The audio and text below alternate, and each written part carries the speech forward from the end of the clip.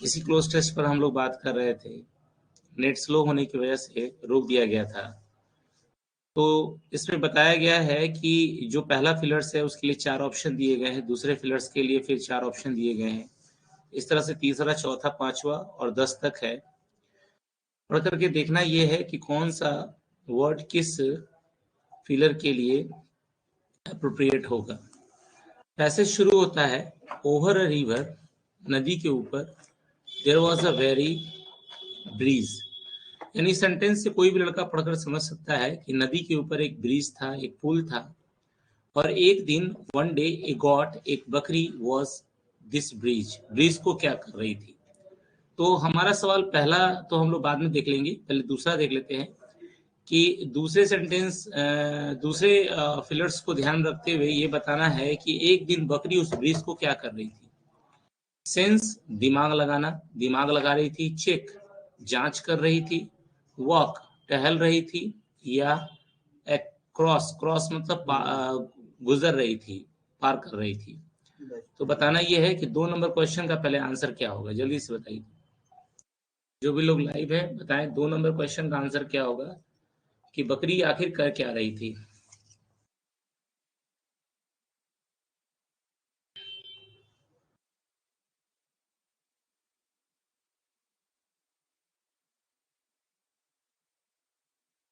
चलिए, बिल्कुल सही जवाब आ रहा है।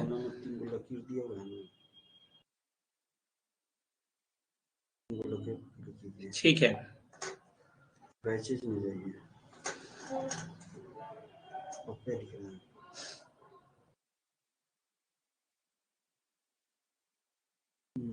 ठीक है। अभी तो इनएक्टिव लिख रहा है, अभी ये टाइप नहीं करेगा। चलिए, सब लोग का जवाब बिल्कुल सही है कि बकरी एक दिन क्या कर रही थी, उस ब्रिज को पार कर रही थी। थोड़ा सा एक मिनट रुक जाइए, बच्चे का एक क्वेश्चन है।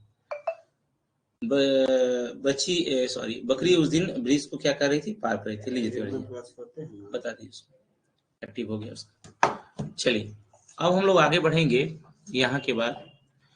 तो जब बकरी उस ब्रिज को पार कर रही थी तो क्या हुआ, देखो, just at the middle of the bridge, bridge के बीचों बीच ही किसके लिए आया है, बकरी के लिए। ही मेट गॉट, वह एक बकरी से मिली।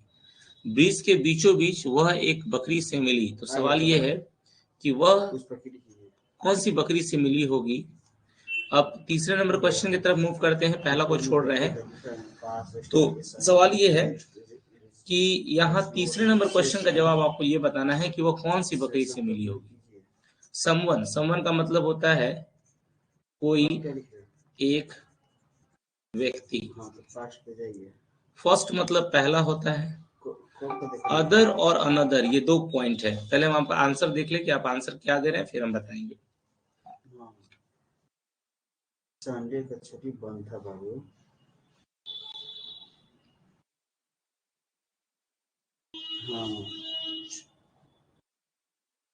चलिए, अपना आंसर दे रहे, बहुत अच्छा। रुकिए बाबू, अब मैं आपको थोड़ा सा एक्सप्लेनेशन दे दूं। अदर और अनदर में क्या अंतर होता है, हम लोग अदर अनदर को कैसे डिसाइड करेंगे, कहाँ कौन यूज होगा। तो आपको यहाँ मैं समझा दूं अदर और अनदर के बीच का अंतर। देखो, मैं यहाँ समझा रहा हूँ। देखो, अदर का मतलब भी अन्य होता है और अनदर का मतलब भी अन्य होता है।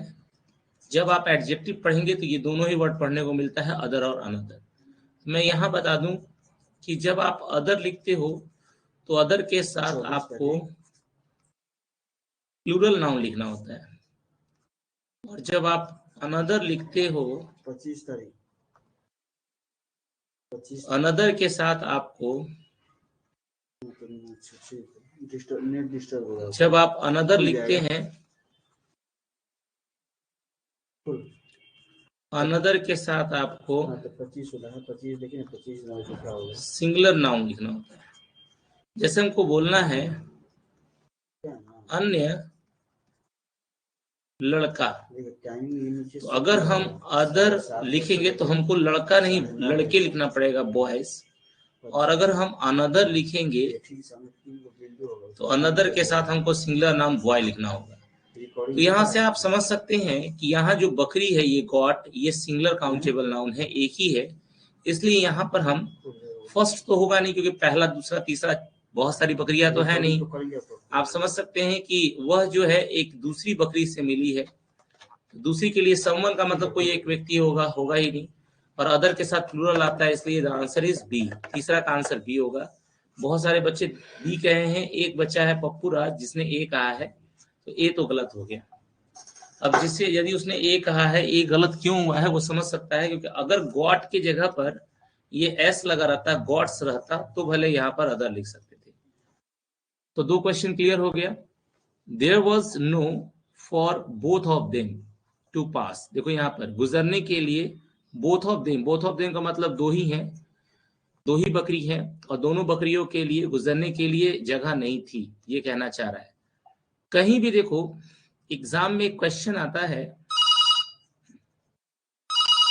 देयर इज नो प्लेस, तो नो प्लेस का मतलब अगर आप सोच रहे होगे कोई जगह नहीं है, तो ये पूरी तरह गलत होता है।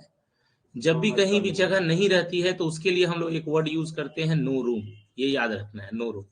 नो प्लेस बोलकर कोई वर्ड नहीं होता है। कहीं भी जगह अगर नहीं है तो अगर हम लिख देंगे नो प्लेस, ये गलत है।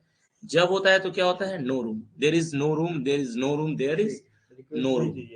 तो यहाँ पर समझ रहे होंगे कि दोनों बच्चों के लिए टू पास गुजरने के लिए जगह देयर वॉज नो नहीं थी, तो यहाँ वेयर भी नहीं होगा। फूड, जगह के लिए ना फूड आता है, ना वेयर आता है, ना टाइम आता है, आंसर क्या हो गया, रूम। तो तीसरा का आंसर हो गया, जबकि बी, और चौथा नंबर क्वेश्चन का आंसर हो गया सी। तो तीसरा और चौथा ये भी क्लियर है। नो स्पेस हो सकता है ना सर, नहीं बाबू। जहाँ आप सिमरन कुमारी ध्यान रखेंगे, कहीं भी जैसे आप ट्रेन पर हो, बस पर हो, या कोचिंग में ही क्यों ना हो, अगर वहां जगह नहीं है तो उसके लिए हम लोग बोलते हैं नो रूम, नो रूम। ठीक है। एग्जाम में देखो बाबू क्वेश्चन आता है एसी पर, लिखा रहेगा there is no place in this compartment. क्या लिखा रहेगा, देयर इज नो प्लेस, यहाँ तो जगह नहीं है, मैं लिखकर कहीं दिखाता हूँ। देखो जैसे यहाँ पर लिखा रहेगा common error, there is no place in this compartment.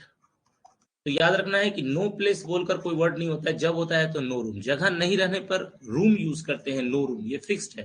न नो स्पेस यूज करते हैं, न नो प्लेस यूज करते हैं, और न ही नो सीट यूज करते हैं।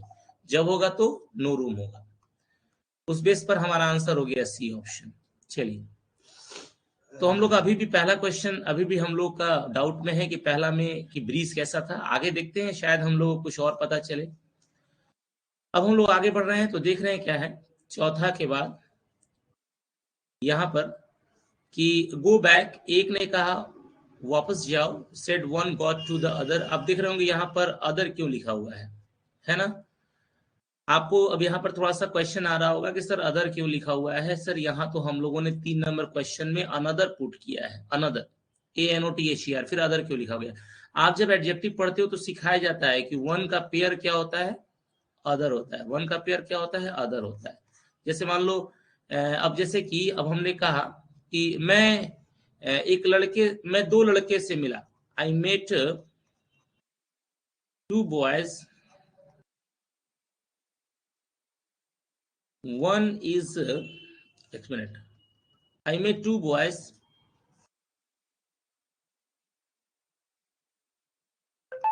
The one was blind and the other was deaf। तो यहां पर ये पेयर होता है द वन के साथ द अदर। ये सब एडजेक्टिव, टॉपिक का नाम क्या है, एडजेक्टिव। जब आप पढ़ेंगे तो सीखेंगे, ठीक है।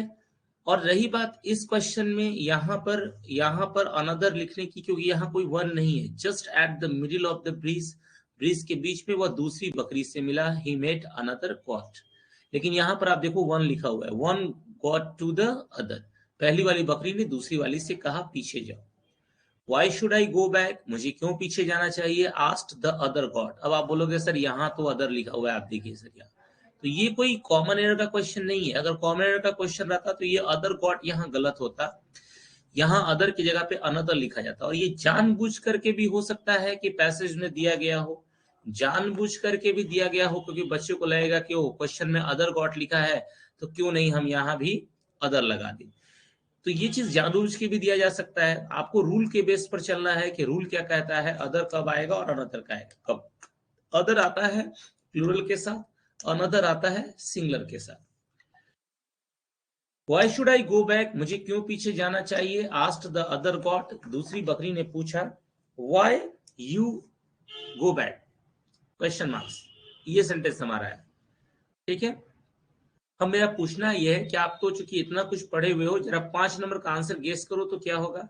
Why no you go back? Why next you go back? Why do you go back? Why can't you go back? जो बच्चा हिंदी सोचेगा अच्छे से वो सही जवाब दे देगा। पहली बकरी ने दूसरी बकरी से कहा कि तुम पीछे जाओ। तब पहले वाली ने कहा कि why should I go back, मुझे क्यों पीछे जाना चाहिए, है ना। आस्क्ड द अदर गॉड, तब दूसरी बकरी ने पूछा मुझे क्यों पीछे जाना चाहिए। तब अगला सेंटेंस है कि वाई खाली स्थान यू गो बैक। अभी तक जो आंसर दिख रहा है बच्चों का वो सब हमको सही आंसर मिला है। जो भी बच्चियां जवाब दिए तो बहुत अच्छी बात है जी। जो भी 10 लोगों ने जवाब यहाँ पब्लिक चैट के जरिए दिया है उनका जवाब तो बिल्कुल सही लग रहा है। तो कुछ बच्चे अगर अभी जवाब देंगे तो हमारे माइंड में क्या आएगा, हमारे माइंड में यही आएगा कि वो नकल करके जवाब दिया है। मतलब मैंने बोल दिया कि बच्चों का आंसर सही है तो उसका आंसर देखकर जवाब दे रहे हैं। होना ये चाहिए था कि फर्स्ट बी द फर्स्ट, सबसे पहले आपको जवाब देना सीखना चाहिए था। आप सबसे पहले जवाब दें, आपके मन में ये भावनाएं आनी चाहिए थी, मगर ऐसा आपने किया नहीं, गलत बात है। ठीक है, जो लड़के बनाए वो समझ सकते हैं। Why can't you go back, क्योंकि why do you go back का मतलब तुम क्यों जाते हो। लेकिन सवाल ये है कि यहाँ कोई जाता नहीं है। इसी बात को लेकर बहस चल रही है। पहले वाली कह रही है दूसरे वाली से कि तुम पीछे जाओ, तो दूसरी वाली ने पहले वाली से पूछा कि मैं क्यों पीछे जाऊं, मुझे क्यों पीछे जाना चाहिए, तुम क्यों नहीं पीछे जा सकती हो। तो यही हमारा क्वेश्चन है। अभी तक 5 का आंसर हो गया C option. You must go back, तुम्हें अवश्य पीछे जाना चाहिए। सेड द फर्स्ट गॉड, पहली बकरी ने कहा। Because I am stronger God, क्योंकि मैं एक मजबूत बकरी हूं। वी विल अबाउट दैट, अब देखना है वी विल अबाउट दैट। देखो यहाँ पर अब मैं सबसे पहले पूछ रहा हूं, देखो वेंचर मतलब होता है कारनामा। कारनामा, वेंचर मतलब क्या होता है, कारनामा। कारनामा का मतलब समझ सकते हो, सर्कस में जो कारनामा दिखाया जाता है वो टॉक्स है, डिसाइडेड है और लुक है। आप यहाँ पर अगर ग्रामेटिकल भी चलोगे तो सही जवाब दे दोगे। देखो यहाँ पे लिखा हुआ है वी विल। देखना ये कि विल के बाद क्या आता है, विल के बाद आता है वर्ब का पहला रूप। तो यहाँ देखो, अगर हम वर्ब के पहला रूप के ऊपर बात करेंगे तो क्या हमारा सी आंसर सही होगा, क्या हमारा बी आंसर सही होगा। तो जवाब है कि बी आंसर गलत होगा और सी आंसर भी क्या होगा, गलत होगा, क्योंकि विल के साथ V5 नहीं आता है और विल के साथ V2 V3 भी नहीं आता है। कारनामा का कोई यहाँ मतलब ही नहीं है, यहाँ कोई सर्कस चल नहीं रहा है कि बकरियां कारनामा दिखाएंगी। तो we will look about that. Look मतलब क्या होता है, दिखना, या लुक एट मतलब देखना होता है। लुक अबाउट का मतलब हो गया फैसला करना, कि चलो हम लोग फैसला कर लेते हैं। लुक अबाउट का मतलब क्या होता है, फैसला करना। सेड द फर्स्ट गॉड, पहली बकरी ने कहा। पहली बकरी ने यही कहा कि चलो तो फिर आ जाओ, क्योंकि मैं एक मजबूत बकरी हूं। I am a stronger god, मैं एक मजबूत बकरी हूं और मैं तुमसे फरिया लूंगी, है ना। We will look about that. He put down his horns, horns का मतलब क्या होता है, सिंग। उसने अपना सिंग झुकाया टू खाली स्थान। अच्छा, उसने अपना सिंग क्यों झुकाया होगा। पहली वाली बकरी कह रही है कि मैं बहुत मजबूत बकरी हूं, बहुत ताकतवर बकरी हूं, आओ हम लोग फरिया लेते हैं, लुक अबाउट दैट। और फिर उसने अपना हॉर्न्स, हॉर्न्स का मतलब होता है सिंग, झुकाया। पुट डाउन का मतलब झुकाना होता है। टू, क्या करने के लिए, सोचो क्या करने के लिए अपना वो सिर झुकाया होगा, सोचने वाली बात है। क्या करने के लिए से, शार्प, सिंग को तेज करने के लिए झुकाया होगा, नहीं। टू, टू के बाद यहाँ पर शोइंग लिखा हुआ है, टू के बाद शोइंग ग्रामेटिकल रॉन्ग होता है, क्योंकि टू के बाद जब भी लिखते हैं हम लोग तो क्या लिखते हैं, V1 लिखते हैं। आप इस पर एग्जाम्पल भी देखिए हो, मैं पढ़ना चाहता हूँ, आई वॉन्ट टू रीड, मैं पढ़ना चाहता हूँ, तो उस बेस पर यहाँ शोइंग गलत हो गया। आप कोई बच्चा समझ सकता है कि आओ फरिया लेते हैं, हमारे पास ताकत है, हम लोग फरिया लेते हैं, तो ये कहकर पहले वाली बकरी जो है वो सिर झुकाती है, अपने सिंग को झुकाती है, क्या करने के लिए, लड़ने के लिए, टू फाइट। तो यहाँ पर कोई बच्चा समझ सकता है कि 7 का आंसर क्या हो गया, फाइट। या बहुत से बच्चों ने जवाब दिया भी है 7B 7B 7B, बहुत अच्छी बात है, इस तरह से आंसर देते चले। चलो तो 5 नंबर हो गया।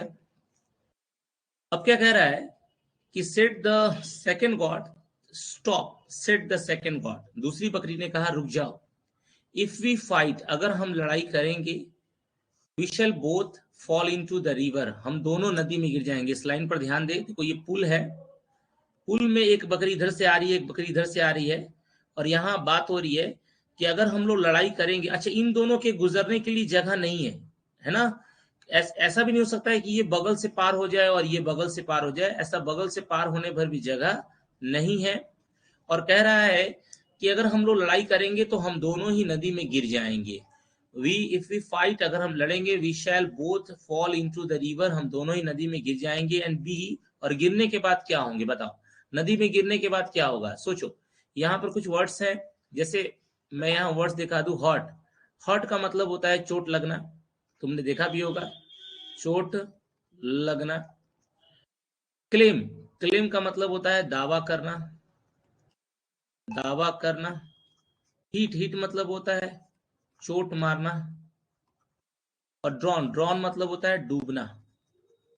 जल्दी से बताओ, हम दोनों पानी में गिर जाएंगे और पानी में गिरने के बाद क्या होगा। एक बच्चा कह रहा है सर बबलू कुमार कि हम लोग पानी में गिर जाएंगे, चोट लग जाएगा। सोचने वाली बात है, दो बकरी पानी में गिरेगी, उसका कॉमन सेंस बस इतना ही है, दो बकरी पानी में गिरेगी तो उसको चोट लग जाएगा।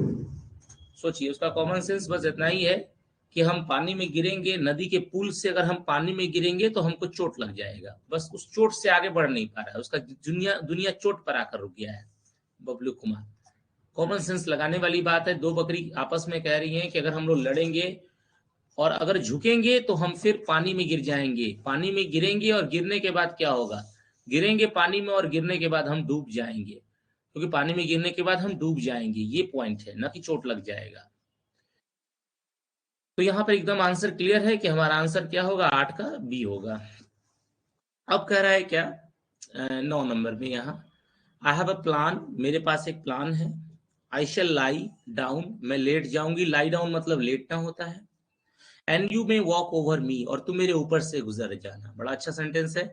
आई हैव अ प्लान, मेरे पास एक योजना है। आई शैल लाई डाउन, मैं लेट जाऊंगी और तुम मेरे ऊपर से गुजर जाना। You may walk over me, तुम मेरे ऊपर से गुजर जाना, मेरे पास एक योजना है।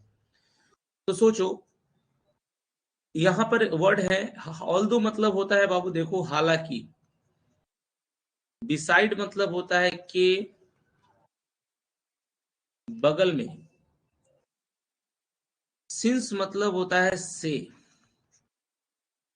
इंस्टीड मतलब होता है कि बदले में। कॉमन सेंस लगाओ, मेरे यहां पर कह रहा है कि अगर हम लोग लड़ेंगे तो हम लोग नदी में गिर जाएंगे और डूब जाएंगे। मेरे पास एक योजना है, हम क्या करते हैं कि हम झुक जाते हैं और तुम मेरे ऊपर से पार हो जाना। सोचो क्या होगा। हालांकि मेरे पास एक योजना है, से मेरे पास एक योजना है, के बगल में मेरे पास योजना है, या लड़ाई करने के बदले में मेरे पास एक योजना है। मतलब लड़ाई नहीं करेंगे, लड़ाई करने के बदले में मेरे पास एक योजना ये है कि हम लोग लेट जाएंगे और तुम मेरे ऊपर से पार हो जाना। तो इसका सही आंसर होगा बी, क्योंकि एक काम हम लोग क्या कर सकते हैं कि लड़ करके फैसला कर सकते हैं। जो ताकतवर होगा वो जीतेगा और पार करेगा, और जो कमजोर होगा वो नहीं पार करेगा। और दूसरा कह रहा है कि हमारे पास एक और योजना है, लड़ने के बदले में कि मैं लेट जाऊंगा और तुम मेरे ऊपर से पार हो जाना। तो 9 नंबर क्वेश्चन का अगर देखा जाए आंसर, तो right answer is B. The voice got then lay down, जो चालाक बकरी थी वो लेट गई। लाई का V2 हो गया, लेट गई। ऑन द ब्रीज, ब्रीज पर। एंड द अदर गॉट, और जो दूसरी बकरी थी वॉक्ड, लाइटली ओवर हिम, और दूसरी बकरी ऊपर से धीरे से, लाइटली मतलब क्या होता है, आहिस्ते से, हल्के से उसके ऊपर से पार कर गई। सो दे पास्ड ईच अदर, इस तरह से वो एक दूसरे को पार कर गए। एंड वेंट देयर सेपरेट, और अपने कहाँ गए, बताओ अपने कहाँ गए। 10 नंबर क्वेश्चन हमारा है, ये आपके दिमाग का प्रूफ होगा कि वे लोग अपने कहाँ गए। दोनों बकरियां अपना अपना पुल पार कर गई, और पार करके फिर वो कहाँ गई, सोचिए।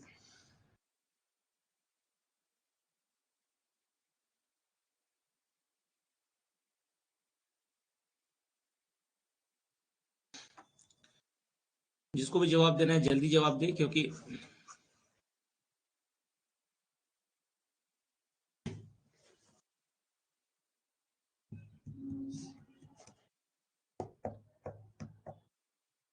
ठीक है, बहुत अच्छा।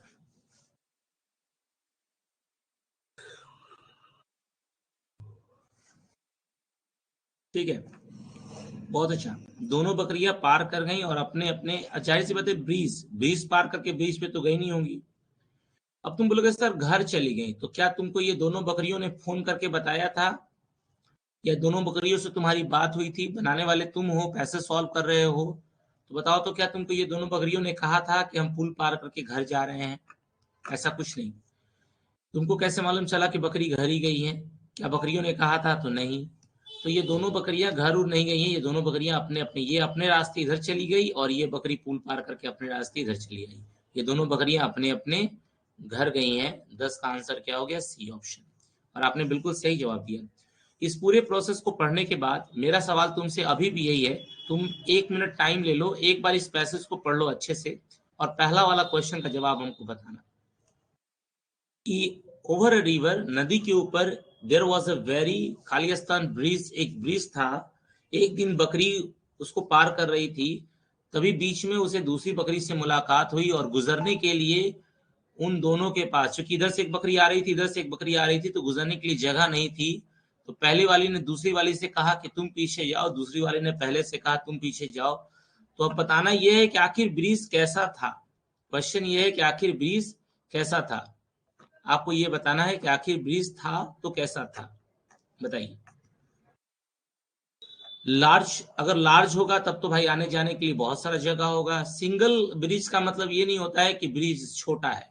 एक बड़ा ब्रिज भी सिंगल हो सकता है, इधर से इसी ब्रिज पर अप भी है और डाउन भी है, तो एक बड़ा ब्रिज भी सिंगल हो सकता है, अप डाउन दोनों में हो सकता है, इसलिए सिंगल नहीं होगा। ब्रिज पानी का नहीं होता है, पानी के ऊपर होता है, नैरो होगा। क्या होगा? नैरो। ब्रिज पतला था, पतला होने की वजह से बस इधर से आने भर एक बकरी, उधर से आने भर एक बकरी, इतना ही चौड़ाई थी ब्रिज की। दोनों इधर उधर से पार नहीं कर सकते थे, और अगर लड़ाई करते तो पानी में गिर के डूब जाते, तो एक झुक गई और दूसरा पार कर गई, इसलिए the right answer is narrow. Bridge क्या था? पतला था। पहला का आंसर क्या हो गया? C option. चलो, तो यह हमारा क्वेश्चन यहाँ पर क्लियर हुआ। अब हमको बताना है आपको कि पूरा पैसेज तो आपने बनाया ही होगा, क्योंकि अभी जो बच्चे क्लास कर रहे हैं, ये हमको एकदम विश्वास है कि सारे बच्चे एकदम रियली पढ़ने वाले हैं, 100% डेडिकेटेड स्टूडेंट है। देखो भाई, इसमें अगर 10 में 10 तुम्हारा सही हुआ है, ठीक है, तो तुम ए ऑप्शन बताओगे, ए ऑप्शन लिखकर बताओगे। लिखकर नहीं बताना है, वो हमको वो बताना पब्लिक पोल के जरिए बताना। अगर तुम्हारा 10 में 9 सही हुआ है तो बी ऑप्शन। अगर तुम्हारा 10 में 8 सही हुआ है तो सी ऑप्शन। अगर तुम्हारा 10 में 7 सही हुआ है तो डी ऑप्शन। और तुम्हारा 6 सही हुआ है तो ई ऑप्शन। ए ऑप्शन 10 में 10 सही वालों के लिए है, बी ऑप्शन 10 में 9, सी ऑप्शन 10 में 8, डी ऑप्शन 10 में 7, और ई ऑप्शन 10 में 6। यहां से मैं पब्लिक पोल का ऑप्शन दे रहा हूं, मुझे बताओ कि कितना सही हुआ है, जल्दी से बताओ तो किसका कितना सही हुआ है।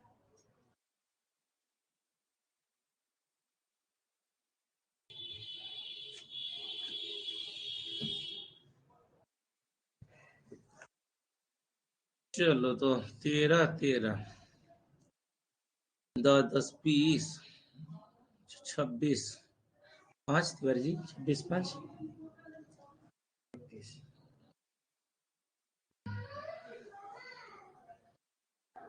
चलिए,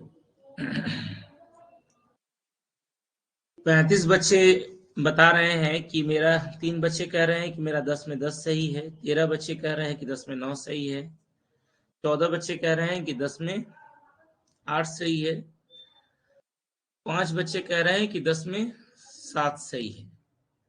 इससे कम किसी का सही नहीं हुआ है और लगभग 6 बच्चों ने कोई जवाब नहीं बताया है। 6 बच्चों ने तो कोई जवाब ही नहीं दिया। देखिए ग्राफ आपको भी दिख रहा होगा, तो ये हमारा सही है। तो हम पूछना चाहेंगे, किसी का भी कोई डाउट नहीं ना है इस क्लोज टेस्ट को लेकर के? आगे भी क्लोज टेस्ट पूछेंगे तो बन जाएगा ना इस तरह से।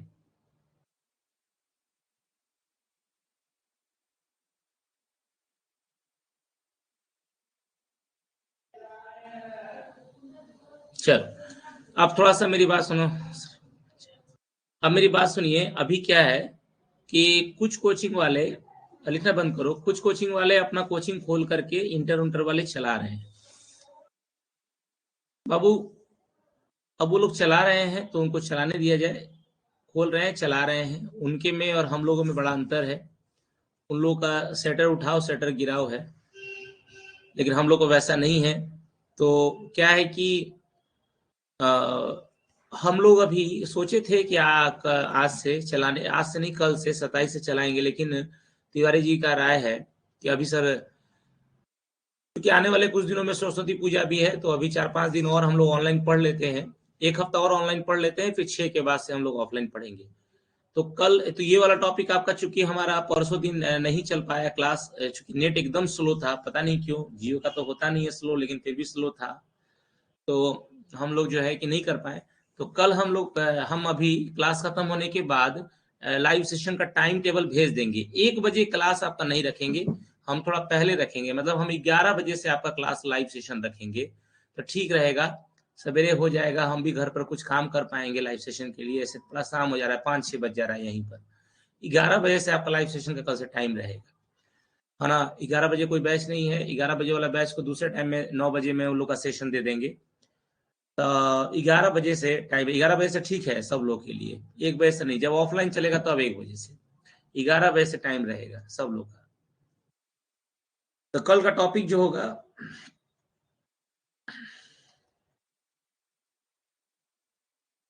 पॉजिटिव वर्क, ये मुद्दा हम पहले कल भी बता चुके हैं। अगर हमारा लाइव क्लास चलता तो कल खत्म हो जाता। अच्छा, ये टॉपिक 1 दिन का है, कल ही शुरू होगा, कल ही खत्म होगा। इसके बाद फिर अगले टॉपिक पर बात करेंगे। पॉजिटिव वर्क, सर मेरा होम ट्यूशन है 11 बजे से। ठीक है बाबू, होम ट्यूशन 11 बजे से, तो उसको चेंज करा लो। अब एक तुम्हारे लिए तो टाइम नहीं ना चेंज कर सकते हैं। होम ट्यूशन तुम्हारा 11 बजे से है, जाकर के तुम किसी बच्चे को जाकर पढ़ाते हो, तो उसको आगे पीछे पढ़ा लो। अभी जिस बच्चे को भी होम ट्यूशन पढ़ा रहे हो, उन सब लोगों का क्लास अभी बंद है, किसी का क्लास अभी स्कूल खुला नहीं है, जो कि उस बच्चे को परेशानी होगी। तो तुम्हारा अगर होम ट्यूशन है, किसी बच्चे को जाकर 11 बजे पढ़ाते हो, उसको जाकर 1 बजे पढ़ा दो, उसको जाकर 10 बजे पढ़ा दो, लेकिन 11 बजे से ही हमारा टाइम होगा। चलिए, और कुछ कहना है किसी को? ठीक है, कल का टॉपिक हमारा कॉस्ट, क्योंकि 1 बजे से क्या हो रहा है कि 1 से 3 अगर हम लाइव सेशन ले रहे हैं ना, तो मेरी बात समझो सभी लोग, 1 से 3 वाले में क्या हो रहा है कि शाम में थोड़ा सा सब लोग का नेट भी स्लो हो जा रहा है। मेरी बात सभी लोग समझेंगे, आप लोग मैच्योर्ड बच्चे हैं, है ना। शाम में क्या होता है कि हर मोबाइल में हर बच्चे का नेट स्लो हो जाता है, चाहे वो आपका मोबाइल हो, मेरा मोबाइल हो, तो शाम में नेट स्लो चलने लगता है। इसलिए हम लोग, चांसेस ज्यादा रहता है स्लो होने का। तो हम लोग 11 से पढ़ेंगे पॉजिटिव, 11 बजे से ही हमारा सेशन, 11 बजे से सब लोग अपना तैयार रहेंगे। 11 बजे टॉपिक होगा पॉजिटिव। चलो फिर इसको रोक रहे हैं हम, अभी क्लास में कुछ क्लोज टेस्ट में कुछ पूछना ही ना है किसी को भी, सब क्लोज टेस्ट क्लियर है जी। ऐसा ही एक और पीडीएफ शेयर कर देंगे तो बन जाएगा ना, रात में एक और क्लोज टेस्ट दे देंगे बनाने के लिए, तो अपना बना लोगे ना, पॉजिटिव पढ़ाने के बाद चेक कर लेंगे उसको। रात में एक और क्लोज टेस्ट शेयर कर देंगे तो बना लोगे ना। बोल नहीं रहे, यस। चलो ठीक है, ठीक है, फिर यहीं पर रोक रहे हैं तुम लोगों का क्लास। चलो ठीक है फिर, ठीक है, हम रख रहे हैं। ठीक है, ठीक है, ठीक है।